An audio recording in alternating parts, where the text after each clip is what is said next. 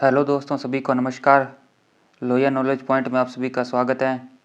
और आज हम राजस्थान के प्रतीक चिन्हों के बारे में बात करेंगे।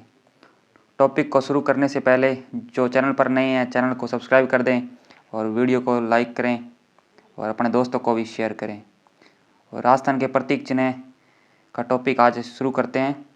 इसमें राजस्थान का राज्य पशु कौन सा है, राज्य पक्षी, राज्य पुष्प सबकी चर्चा करेंगे। चलिए टॉपिक को शुरू करते हैं। राज्य पशु चिंकारा। चिंकारा राज्य पशु वन्य जीव श्रेणी का। चिंकारा वन्य जीव श्रेणी का दर्जा मिला था 22 मई 1981। 22 मई 1981 यहाँ से क्वेश्चन पूछा जाता है।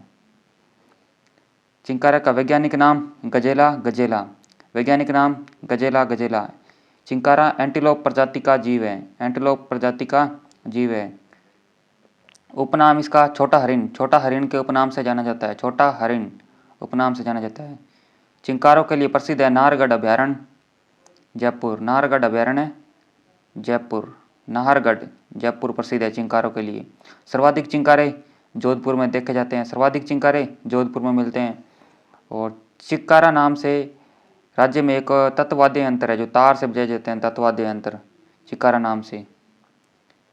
चिंकारा हल्के भूरे रंग का सुंदर जानवर है। हल्के भूरे रंग का सुंदर जानवर है। और इसके पेट के नीचे का भाग सफ़ेद होता है। पेट के नीचे का भाग सफ़ेद होता है। और चिंकारा के जो सींग है वो आजीवन रहते हैं, जबकि हरिण है वो हर वर्ष अपने सींग गिरा देता है। उसके बाद में उसके फिर से नए सींग उग आते हैं।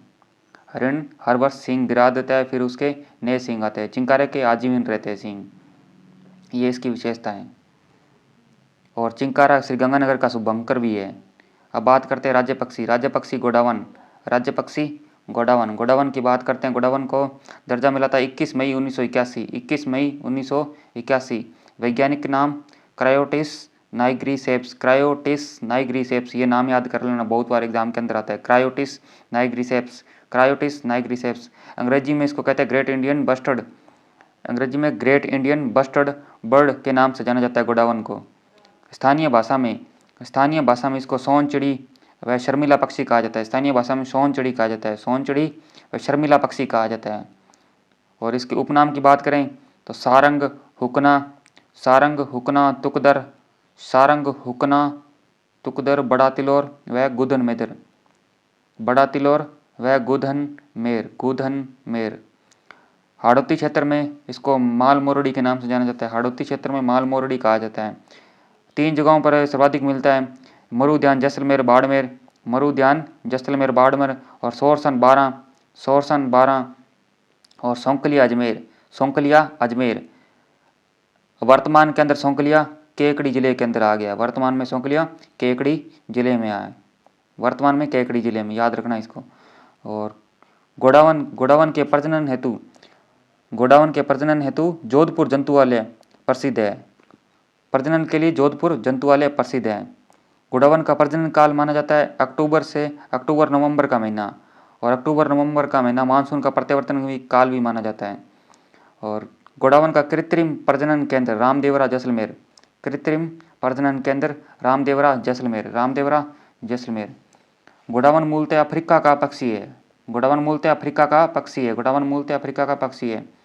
इसके ऊपरी भाग का रंग पीला और सिर के ऊपरी भाग का रंग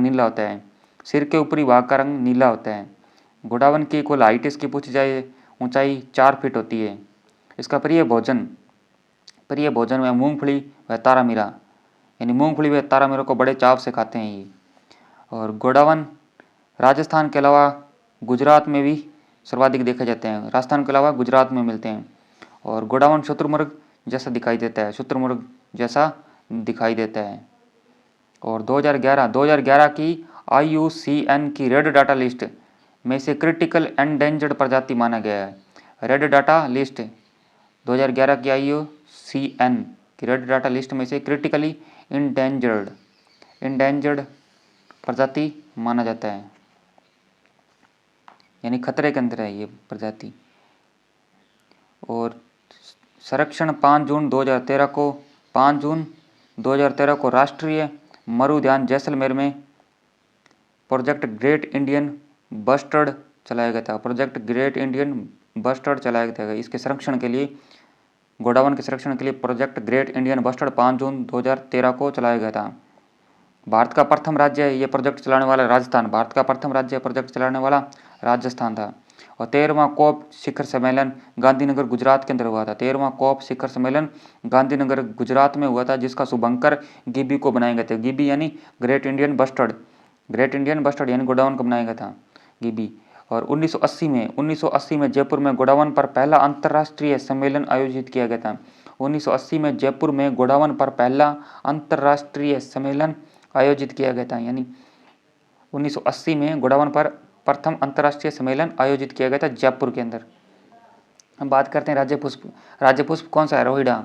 राज्य पुष्प रोहिड़ा, रोहिड़ा। राज्य पुष्प रोहिड़ा दर्जा मिला था अक्टूबर 1983 के अंदर, अक्टूबर 1983 के अंदर, अक्टूबर 1983 के अंदर। इसका वानस्पतिक नाम ये पूछा जाता है एग्जाम के अंदर, टिक्कोमेला अंडुलेटा, टिक्कोमेला अंडुलेटा, इसको रट्टा मार लेना, टिक्कोमेला अंडुलेटा। और रोहिड़े को राजस्थान का सागवान तथा मरुशोभा कहा जाता है। राजस्थान का सागवान व मरुशोभा कहा जाता है। रोहिड़ा राजस्थान के पश्चिमी भाग में मिलता है, पश्चिमी क्षेत्र में, यानी पश्चिमी क्षेत्रों के अंदर रोहिड़ा के वृक्ष पुष्प मिलते हैं, रोहिड़ा के पुष्प मिलते हैं। इसके पुष्प मार्च व अप्रैल में खिलते हैं, पुष्प मार्च व अप्रैल में खिलते हैं। पुष्प पर हम गहरा केसरिया हिरमिच पीला होता है, गहरा केसरिया हिरमिच पीला, गहरा केसरिया हिरमिच पीला। और जोधपुर में रोहिड़े के पुष्प को मारवाड़ टीक कहा जाता है। जोधपुर में पुष्प को मारवाड़ टीक के नाम से जाना जाता है, मारवाड़ टीक जोधपुर में कहा जाता है। और रोहिड़े को नुकसान पहुंचा रहा है जरविल नामक चूहा, जरविल नामक चूहा, जरविल नामक चूहा रोहिड़े को नुकसान पहुंचा रहा है। अब बात करते हैं राज्य वृक्ष। राज्य वृक्ष खेजड़ी, राज्य वृक्ष खेजड़ी, राज्य वृक्ष खेजड़ी दर्जा मिला था 31 अक्टूबर 1983, 31 अक्टूबर 1983। और तेलंगाना, तेलंगाना राज्य का भी राज्य वृक्ष शमी है, अपने खेजड़ी कहते हैं, वहाँ पे शमी कहा जाता है, शमी। और 5 जून 1988, 5 जून 1988 को विश्व पर्यावरण दिवस के अवसर पर खेजड़ी पर 60 पैसे का डाक टिकट जारी किया गया। और उसी दिन विश्व पर्यावरण दिवस भी मनाया जाता है, विश्व पर्यावरण दिवस, 5 जून विश्व पर्यावरण दिवस, 60 पैसे का डाक टिकट जारी किया गया। और वानस्पतिक नाम खेजड़ी का प्रोसेपिस सिनेरेरिया, प्रोसेपिस सिनेरेरिया, प्रोसेपिस सिनेरेरिया। खेजड़ी को राजस्थान का कल्प वृक्ष, राजस्थान का कल्प वृक्ष, रेगिस्तान का गौरव, थार का कल्प वृक्ष कहा जाता है। राजस्थान का कल्प वृक्ष, रेगिस्तान का गौरव, थार का कल्प वृक्ष कहा जाता है, थार का कल्प वृक्ष कहा जाता है। ये भी रेट के अंदर क्वेश्चन आया था। वंडर ट्री, वंडर ट्री वह भारतीय मरुस्थल का सुनहरा या महान वृक्ष कहा जाता है, भारतीय मरुस्थल का सुनहरा या महान वृक्ष कहा जाता है खेजड़ी को। सर्वाधिक वृक्ष शेखावटी क्षेत्र में मिलते हैं, शेखावटी क्षेत्र के अंदर नागौर जिले में मिलते हैं, सर्वाधिक शेखावटी। और उसके बाद में नागौर जिला। पूजा होती है विजयदशमी के दिन, विजयदशमी या दशहरे के दिन, या आश्विन शुक्ल पक्ष की दशमी को विजयदशमी मनाई जाती है। और इसी दिन खेजड़ी की पूजा होती है, खेजड़ी की पूजा होती है। खेजड़ी के वृक्ष, खेजड़ी के वृक्ष के नीचे गोगा जी व जुझार बाबा के मंदिर या थान बनाए जाते हैं, मंदिर या थान बनाए जाते हैं। थान को मंदिर कहा जाता है कि थान या मंदिर बनाए जाते हैं, थान या मंदिर बनाए जाते हैं। पंजाबी व हरियाणवी भाषा में इसको जांटी के नाम से जाना जाता है, पंजाबी व हरियाणवी भाषा में जांटी के नाम से जाना जाता है। तमिल में पे में कहा जाता है, तमिल में पे में कहा जाता है। और कन्नड़ भाषा में बन्ना बन्नी, कन्नड़ भाषा में बन्ना बन्नी, कन्नड़ भाषा में बन्ना बन्नी। सिंधी में छोकड़ा, सिंधी में छोकड़ा बिश्नोई समाज में शमी के नाम से जाना जाता है, बिश्नोई समाज में शमी के नाम से जाना जाता है। खेजड़ी को स्थानीय भाषा में सिमलो, स्थानीय भाषा में सिमलो। और बंगाली में शाही गाछ, बंगाली में शाही गाछ के नाम से जाना जाता है। और खेजड़ी के फूल को मिंजर कहते हैं, खेजड़ी के फूल को मिंजर कहते हैं। हरी फली को सांगरी कहते हैं, हरी फली को सांगरी कहते हैं।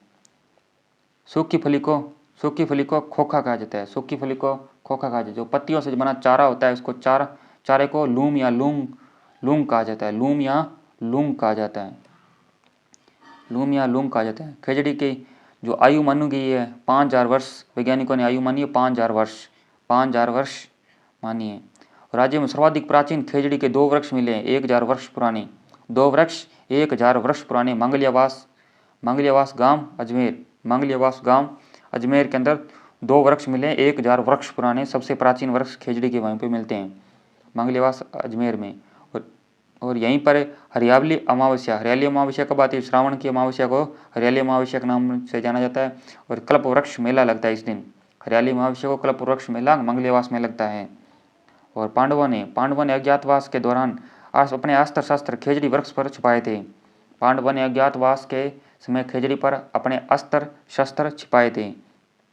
खेजड़ी को नुकसान पहुंचाने दो कीड़े सेलेस्ट्रेना व ग्लाइकोट्रमा, सेलेस्ट्रेना व ग्लाइकोट्रमा, ये थोड़ा याद रख लेना, सेलेस्ट्रेना व ग्लाइकोट्रमा, ये दो कीड़े नुकसान पहुंचा रहे हैं। और माट्टो के रूप में बीकानेर के शासकों द्वारा प्रतीक चिन्ह के रूप में खेजड़ी को अंकित करवाया गया था। यानी माट्टो के रूप में अपनाया था बीकानेर के शासकों ने खेजड़ी वृक्ष को, माट्टो के रूप में बीकानेर के शासकों ने प्रतीक चिन्ह के रूप में अंकित करवाया था। और 1899 ईस्वी में 1899 या इसको विक्रम संवत 1956, विक्रम संवत 1956 और इसी नाम से इसको छपनिया काल कहा जाता है।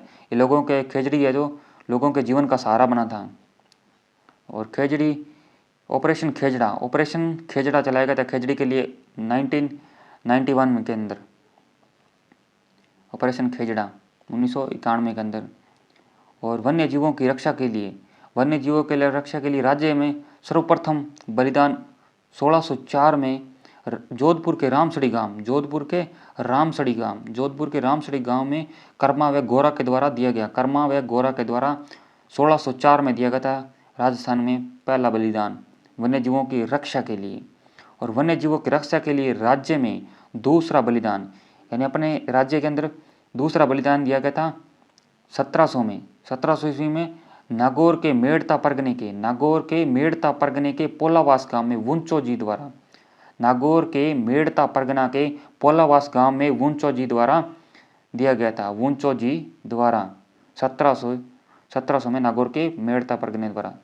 और खेजड़ी के लिए प्रथम बलिदान इंपॉर्टेंट है ये वाला, खेजड़ी के लिए प्रथम बलिदान अमृता देवी बिश्नोई के नेतृत्व में 1730 में, अमृता देवी बिश्नोई द्वारा 1730 में 363 लोगों द्वारा, 363 लोग, जिसके अंदर से 69 तो महिलाएं थी और 294 पुरुष थे, 294 पुरुष थे लोगों के साथ जोधपुर के खेजड़ली ग्राम, इसका पहले नाम था गुड्डा बिश्नोइया गांव में भाद्रपद शुक्ल दशमी को दिया गया था। भादवे की शुक्ल दशमी को दिया गया था गुड्डा बिश्नोइया गांव में भाद्रपद शुक्ल दशमी को दिया गया था। खेजड़ी के लिए प्रथम बलिदान अमृता देवी बिश्नोई के नेतृत्व में 1730 के अंदर। भाद्रपद शुक्ल दशमी को तेजा दशमी के रूप में भी मनाया जाता है। भाद्रपद शुक्ल दशमी को तेजा दशमी के रूप में भी मनाया जाता है। भाद्रपद शुक्ल दशमी को इसी दिन विश्व का एकमात्र वृक्ष मेला खेजड़ली गांव में लगता है। अमृता देवी के पति का नाम रामोजी बिश्नोई, और इनकी 3 बेटियां थी बागू आसू रत्नी 3 बेटियां थी। बिश्नोई समाज या बिश्नोई संप्रदाय के द्वारा दिया गया बलिदान साका या खड़ाना कहलाता है। साका या खड़ाना कहा जाता है। और इस समय जोधपुर के राजा था, वो कौन था? अभय सिंह जोधपुर के राजा थे। और अभय सिंह के आदेश पर गिरधरदास ने 363 लोगों की हत्या कर दी थी। 363 लोगों की हत्या किसने की थी? गिरधरदास ने। और खेजड़ली दिवस 12 सितंबर को मनाया जाता है। 12 सितंबर 1978 को पहली बार मनाया गया था और 12 सितंबर को ही प्रत्येक वर्ष उसके बाद में मनाया जाने लगा। वन्य जीवों की रक्षा के संरक्षण के लिए सर्वश्रेष्ठ पुरस्कार दिया जाता है, वो अमृता देवी वन्य जीव पुरस्कार कौन सा है? अमृता देवी वन्य जीव पुरस्कार, ये एग्जाम के अंदर आता है। अमृता देवी वन्य जीव पुरस्कार इसकी शुरुआत कब हुई थी? 1994 के अंदर। 1994 कर यदि कोई संस्था इसके अंदर सहयोग करे तो उसको 1 लाख रुपए का इनाम दिया जाता है। अगर व्यक्ति कोई रक्षा करे जीवों की तो उसको 50,000 रुपये का इनाम दिया जाता है। प्रथम पुरस्कार यदि किसी व्यक्ति को दिया गया था तो गंगाराम बिश्नोई जोधपुर से को दिया गया था। गंगाराम बिश्नोई जोधपुर से थे, उनको दिया गया था। और खेजड़ली आंदोलन चिपको आंदोलन का प्रेरणा स्रोत रहा था। यानी इसको प्रेरणा किसको मिली थी? चिपको आंदोलन इसके बाद में हुआ था, उसको यहाँ से प्रेरणा मिली थी। खेजड़ली आंदोलन से प्रेरणा मिली थी चिपको आंदोलन को। और चिपको आंदोलन किसने किया था? सुंदरलाल बहुगुणा के नेतृत्व में उत्तराखंड में हुआ था। चिपको आंदोलन सुंदरलाल बहुगुणा के नेतृत्व में उत्तराखंड के अंदर हुआ था। उत्तराखंड के अंदर था। सुंदरलाल बहुगुणा की पत्नी का नाम विमला देवी, इनकी पत्नी का नाम विमला देवी, पत्नी का नाम विमला देवी। अब बात करते हैं राज्य गीत की। राज्य गीत कौन सा है? केसरिया बालम, केसरिया बालम राज्य गीत है, केसरिया बालम राज्य गीत। इस गीत को सर्वप्रथम किसने गाया था? पहली बार गाया था उदयपुर की मांगी बाई द्वारा। राज्य गीत केसरिया बालम प्रथम बार उदयपुर की मांगी बाई ने गाया था। और इसको अंतर्राष्ट्रीय स्तर पर ख्याति किसने दिलाई? अंतर्राष्ट्रीय स्तर पर ख्याति दिलाई थी बीकानेर की अल्लाह जिलाबाई। अंतर्राष्ट्रीय स्तर पर ख्याति दिलाई थी अल्लाह जिलाबाई बीकानेर, अल्लाह जिलाबाई बीकानेर से थी। अल्लाह जिलाबाई इन्होंने अंतर्राष्ट्रीय स्तर पर पहुंचाया था इसको। सर्वाधिक बार किसने गाया? अल्लाह जिलाबाई ने, सर्वाधिक बार अल्लाह जिलाबाई ने। और इन्हीं को राजस्थान की मरु कोकिला के नाम से जाना जाता है। अल्लाह जिलाबाई को राजस्थान की मरु कोकिला के नाम से जाना जाता है। और यह गीत मांड गायन शैली में गाया जाता है, मांड गायन शैली के अंदर गाया जाता है, मांड गायन शैली के अंदर गाया जाता है। वीडियो अच्छी लगे तो लाइक करें और अपने दोस्तों को भी शेयर करें। धन्यवाद।